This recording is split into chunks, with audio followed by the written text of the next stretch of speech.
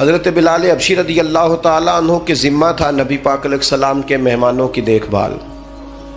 और ये देखें कितनी बड़ी सआदत है, हुजूर ने सारे मामलात की कुंजियाँ ही सैयदना बिलाल हबशी को अता फरमाई थी रदी अल्लाह ताला। हज़रत बिलाल को पता था पैसा कहाँ से आना है, कहाँ लगाना है, क्या करना है।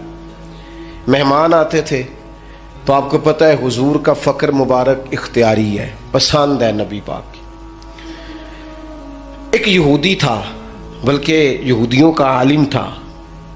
उसने एक दिन हज़रत बिलाल हबशी से कहा कि मुझे पता चला है कि आप हुजूर के मेहमानों के लिए सारे बंदोबस्त करते हैं और बाज़ औक़ात आप कर्ज भी लेते हैं, तो मेरे पास कुछ इजाफी पैसे पड़े होते हैं, मुझसे कर्जा ले लेना।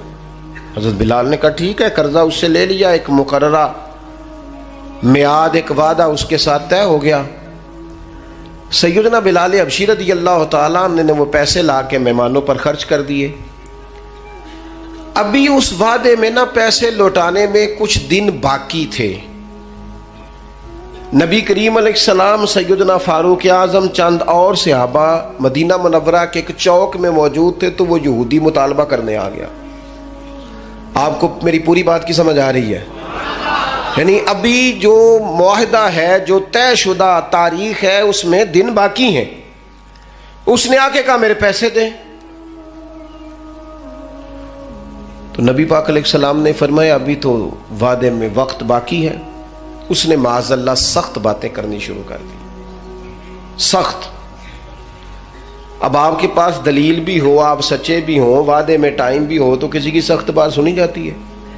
और जहाँ भाई वादा आएगा तो देखी जाएगी तेरी इतनी जरूरत। अब जब उसने सख्त बात की तो सैयदना उमर फारूक ने तलवार पे हाथ रखा। हजरत उमर है ना, शेर है ना अल्लाह रसूल के, हाथ रखा तलवार पर। तो नबी पाक अलैहिस्सलाम ने फरमाया उमर जल्दी ना कर, बड़ी बुर्दबारी से, हलीमी से, इत्मीनान से, सुकून से। हुजूर फरमाने लगे उमर उसने पैसे लेने हैं, वो मुतालबा कर सकता है, तुम्हें चाहिए था कि तुम उसे कहते ज़रा नरमी कर, मुझे कहते पैसे अदा कर दे। हुजूर फरमाने लगे अब इस तरह करो, इसके साथ जाओ, फलां जगह खजूरें पड़ी हैं, जितना इसका कर्ज है उतनी खजूरें तोल के दे दो, और ये जो तुमने तलवार पे हाथ रखा है ना, इसे डराया है, थोड़ी खजूरें ज्यादा भी दे देना। आपका बुर्दबार होना, हलीमुत्तबा होना, मिजाज में ठहराव होना, सुकून होना, ये बड़ा बंदे को ना वज़ादार बना देता है। आप हर शख्स के लेवल पे उतर कर झगड़ा ना करें। मैंने देखा है सियाना बयाना आदमी बच्चों के साथ बहस कर रहा है, समझदार आदमी हो के एक नादान से गुफ्तगू कर रहा है। मैंने शायद पहले भी आपसे कहा था कि मेरा एक फतवा है, उससे इख्तलाफ भी किया जा सकता है। मेरा फतवा यह है कि मियाँ बीवी के झगड़े में अक्सर कसूर मियाँ साहब का होता है। हो गए होना नाराज, लग पे होना कूरन। हाँ मैंने पता सी, ये जिथे ही फतवा दिता उथे ही हाल होया। मियाँ बीवी के झगड़े में ना ज़्यादातर गलती मियाँ साहब की होती है। क्यों भला? इसलिए कि औरत बेचारे की अकल नाकस है, उसकी आदी है, वो पूरा सोचना भी चाहे तो शौरी ताकत इतनी बुलंद नहीं। तो मियाँ साहब की तो पूरी है ना, तो फिर झगड़ा ख़त्म किसने करना था? तो जो मियाँ साहब आखन तेनों आज ठीक करके ही छड़ रहे, तो ये तो गलत बात है ना भाई।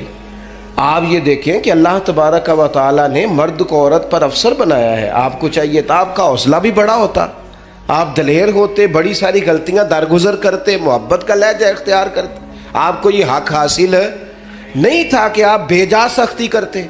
आपकी तवज्जो है मेरी बात पर? नबी पाक सल्लल्लाहु ताला अलैहि वसल्लम ने कमाल बुर्दबारी के साथ फरमाया कुछ ज़्यादा भी। हज़रत उमर साथ ले गए, खजूरें तोल तोल के दी। हज़रत उमर कहते हैं अब हुजूर का हुक्म था, थोड़ी ज़्यादा भी दी, लेकिन वो सैयदना उमर के मिजाज में जलाल था। फरमाते हैं वो मुझे कहने लगा उमर एक बात करनी थी। कहते हैं मुझे गुस्सा था, मैं उसको पर नरमी कर ही नहीं रहा था। मैंने कहा जी क्या बात करनी थी? खजूरें ले जाएं, आपका काम हो गया। कहते हैं वो कहने लगा उमर मेरे दोस्त मेरे ऊपर सख्ती न कर, मेरा मसला समझ। मैंने कहा वो क्या? कहने लगा मैं यहूदियों का आलिम हूँ, तौरात जानता हूँ। मैंने ना तौरात में आखिरी नबी अल्लाह के महबूब अलैहिस्सलाम की जितनी शानें पड़ी थी ना, वो सारी रसूल पाक में मौजूद है।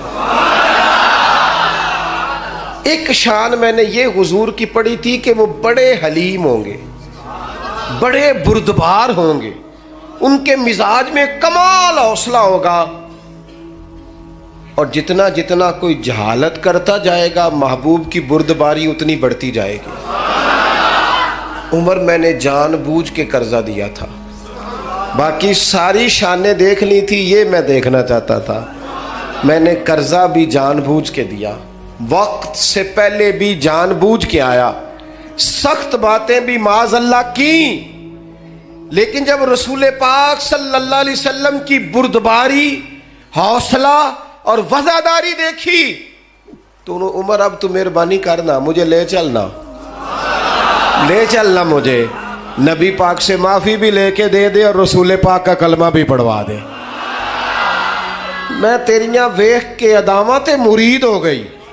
अब ना ये हिल्म, ये बुर्दबारी, ये कमाल, ये वफादारी, ये ठहराव, ये हुस्न, ये ताजगी, ये रसूल पाक की अजमतों की बुलंदियां, मेरा तो दिल करता है अब कुर्बान हो जाऊं हुजूर की हर हर अदा पर।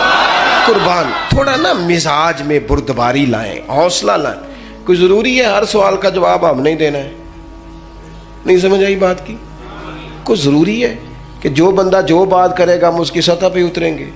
मैं तेन पूछ लेना है, कईयां नूं नहीं भी पूछीदा। नहीं समझ आई?